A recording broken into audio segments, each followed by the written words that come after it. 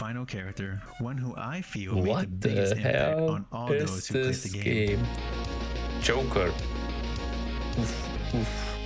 Joker. Hello everybody, welcome. I'm Ziggy, you're watching TheSigiBot, and this is Vtuber Reacts to, a series where together we watch clips, compilations, and all sorts of random stuff together. If you wanna me react to something, let me know in the comment section below. And now, let's enjoy the video. Let's go! Today we have a quite unique video. As you know me, I like my fighting games. And this video in particular, I got recommended by one of you guys. It is a video from Hollow Shy about a quite unique fighting game ever, apparently. As usual, all the links are down in the description box below. Please show some love to the creator, and without further ado, let's check out this, the most unique fighting game ever video from Hollow Shy. Let's go. In the year 1998, one man by the name of Masahiro Oniguchi was on a quest to create an ambitious fighting game. Ooh, All starting you need to good know for now is that he already. worked on games like Tekken and Soul Edge as a motion designer, but not just any kind of motion, 3D motion. Ooh. I mean, it was the 90s. Game consoles were focused on 3D as it was all the rage back then. Okay, Your favorite yeah. game series were entering this realm, and fighting games were no exception. So, what do you get when you combine Genki, a game developer known for its racing games, and a guy who worked on these 3D fighters? You get Fighter's Destiny, Fighter's what? Destiny is a 3D fighting game that shines with its unique point scoring system, but it never really got much recognition due in large part to Never heard about the game that. was What? only released on the Nintendo 64. While it had a rich library of games, the family-friendly system didn't mesh all that well with the fighting game genre. The PlayStation had gems like Tekken 3 and Marvel vs. Capcom, but the N64's fighting game market was dominated by Super Smash Bros. And if you weren't a fan of platform fighters, your only choices at this point I've were never Killer heard Instinct, about one of this the many game mediocre 3D at fighters, all. or Mortal Kombat Trilogy, which was literally just a downgraded version of its PS1 counterpart. Right now to the crunchy audio. What? I didn't play any wrong note. Yeah, see, you're playing it like this. When ordinarily it goes like this. But enough of the game's Damn. history. How is the actual game? Fighter's On Destiny. the surface, it doesn't look that great. Even with the upscaled graphics that I'm using, Fighter's Destiny has an awfully amateurish look, especially compared to 3D fighters that predated. And you can tell that while the game is in motion, it comes off as sluggish and stiff in a lot of areas. Yeah, I can As far as see the it. characters go, they're as generic as they come. Just look Okay. at poster boy Ryuji. If Identity Theft was a character, this would be it. Gameplay wise, he has an in-your-face aggressive playstyle, easily accessible as a quote-unquote main character should be. Yeah. Over on the right, we have Leon. With his pretty boy face and generic flaming gi, you can't tell me that this isn't supposed to be Ken Masters. And if you're still not convinced, why not check out his taunt? Come on. Oh, He acts as another no. well-balanced, straightforward character. It makes sense if you're going to be akin to Ryuji's Ryu. The rest of the characters follow the same generic standards as the first two, with some of the most creative names I have ever heard of, such as Bob and Ninja. All of them do have their own quirks in battle, making for a variety of playstyles that makes it easy for a player to find a character that best suits them. The starting roster is small, but we also have 5 secret characters that stand out a bit more. I'm going to use this opportunity to mention the game modes at the same time, as 5 of them each unlocks one of the 5 fighters. First up is Boro, unlocked to the game's arcade mode. In this, you simply fight the 9 starter characters with Boro as your last opponent. Not exactly final boss material, but you unlock a character with long and practical block strings. And when you select her, you get this wicked laugh. Next up is Robert, unlocked to the game's fastest mode. Here the objective is to fight and defeat 4 characters in under a minute. Doing so gives you the training dummy that's used for the game's training mode. Robert is undoubtedly the game's joke character. You know how 99% of characters in fighting games have a quick jab of sort in their arsenal? Well, here's Robert's. lol. Damn. Next up is Master, found in Master Challenge. This is where most of the single player effort went into. You have a roulette, and stopping this on any of Master's icons puts you in a fight with him. Each victory on Master gains you a new skill, but we'll talk about that part later. Okay. In this mode gives you basically another Ryuji, but with more tools. Recolor as well. Oh, Next up is a character that most of you who played this could easily remember. Ushi the cow. Yes, What? a cow. What? Unlocked to the game's rodeo mode by surviving in a battle with Ushi for over a minute. Why is his butt so good. Oh my god, look at his butt. What the hell? Essentially a huge knowledge check. We're down to the final character, one who I feel made the biggest impact on all those who played the game. Joker.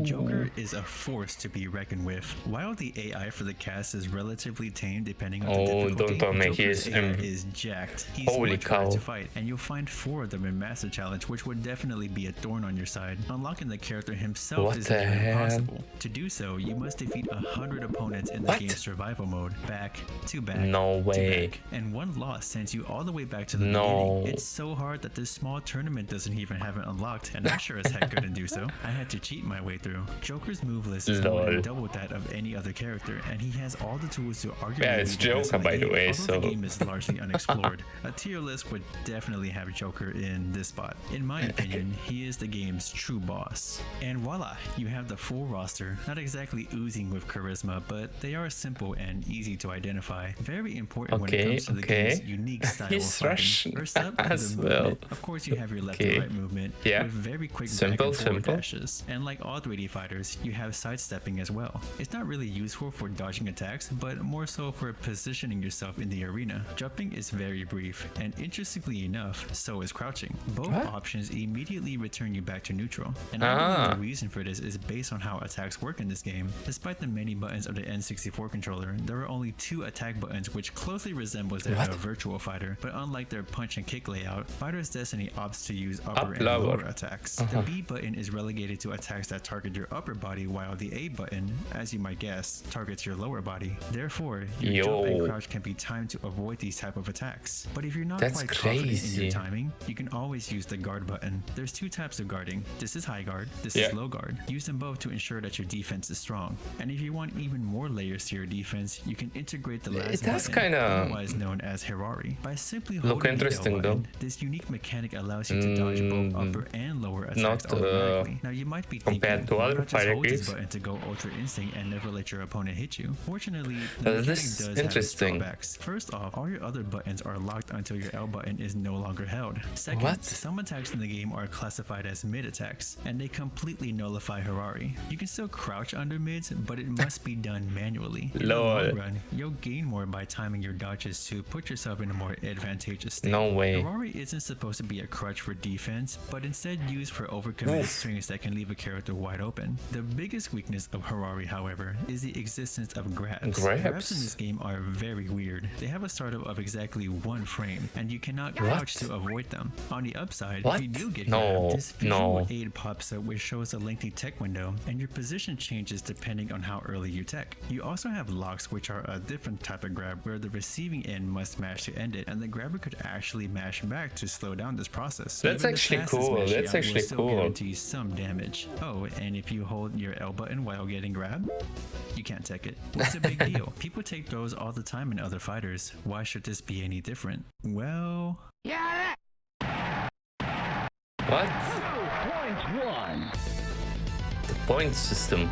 Okay. What is that? It's time we start talking about what really makes Fighter's Destiny shine. When you deplete a character of all their health, they don't get knocked out, but instead become dizzy. This state is officially named Piori. In this condition, your movement is limited, you cannot use any of your buttons, and you can't take throws. That's actually cool. Easy target. You are, however, able to manually dodge attacks, and your life bar automatically starts to recover. If you manage to avoid your opponent long enough, your health resets to slightly less than what you start out with. So it's not all doom and gloom if you have little health, but the life bar is simply a formality, as many of the game's finishers disregard how much health you may have. In most fighting games, primarily 1v1 types, you have rounds, meaning that you're depleting multiple life bars. Fighter's Destiny is different in that you accumulate points with each round victory, and the way that you defeat your opponent is the deciding factor to how many points you get. There are 6 different ways to win a round. Starting from least amount of points given to most, you have Judge. When a match timer ends, generally the character that's like in every basically Oh the no. game's version of a time over. Next is ring out. Okay. As you might have Time noticed, over. a lot of these Yeah, rings are just exactly. giant They're cubes like a the kind you see cube. when you open a blender. If one stands close to the edge, they're prone to being knocked out with an attack. Throwdown is The when you scream. successfully land a throw or deplete your opponent's life bar with a lock. Simple enough. Next up is knockdown. Some attacks are classified as knockdown moves and are identified by a blue glow. Landing one will give you the round, but these moves are pretty slow and can be dodged quite easily. They should ideally only be used as hard reads. Additionally, moves that normally don't knock down become so wild when an opponent is dizzy and if an attack Oh my has even the goodness. slightest bit of force behind them. It's crazy. If you hate mashers, you're gonna love counter. We've all had Counter. a time where you're plus on block, but they decide to mash anyway. Counter is achieved when you counter hit an opponent with these type of moves. Notice If the they blue connect with the trail. active Okay, phase wait, of wait, another what? attack, it'll cause a bright flash indicating a successful counter. If you're on the receiving end, you're able to tech the counter by holding A and B to land on your feet with only a chunk of damage rather than a loss. Be careful with throwing these out as most of them are unsafe on block. Last but certainly not least is the special. Okay, When your specials are opponent is dizzy, interesting. you gain access to incredibly flashy moves that give you a whole 4 points. Think of it as a finisher from Mortal Kombat. Okay.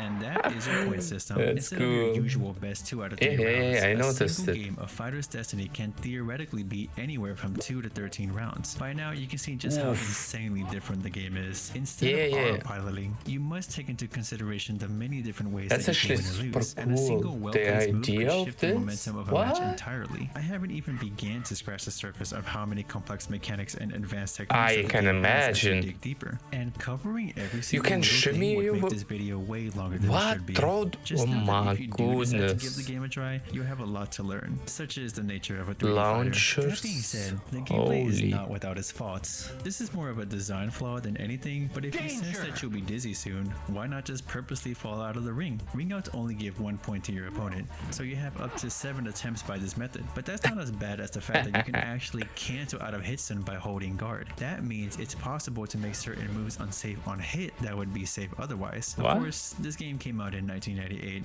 so I gotta give some leeway to the devs when it comes to polishing. Actually, I'm more curious as to why they thought the implementation of the gain skill was a good idea. What Remember is when I this? said that every time you defeat Master in Master Challenge, you earn a new skill? These skills are moves that get added to a character's move list. So if you want the full moveset of 10 of the characters, you must play through the single player aspects of the game. Imagine Control if of in Bark. Tekken, Kazuya's Electric Wind God Fist was locked away until you earned it in a single player mode. That's how it must have felt playing through Master Challenge. Now, the idea of a person becoming stronger mind the and chocolate learning is new moves rampant as they as fight in is this mode pretty is also realistic in my- and interesting, but that's a concept that should only be used for story mode purposes and not affecting the rest of the game.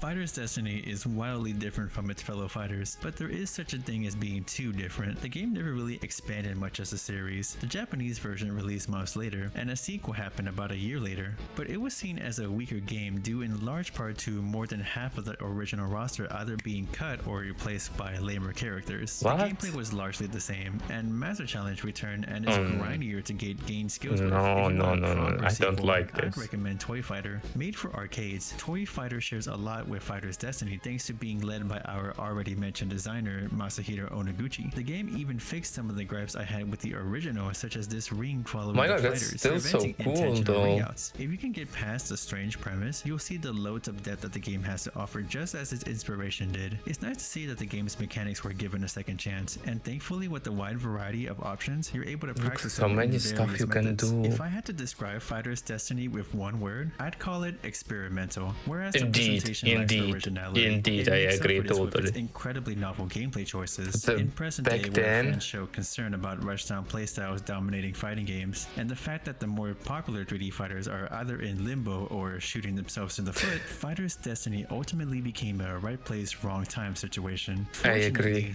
thanks to the game's great OST, quirky gameplay, and distinctive scoring, it managed to Never create heard a about unique this experience to game those who played at it, all. including me who played it during my childhood. For my final score, I give Fighter's Destiny 7 out of 10 points.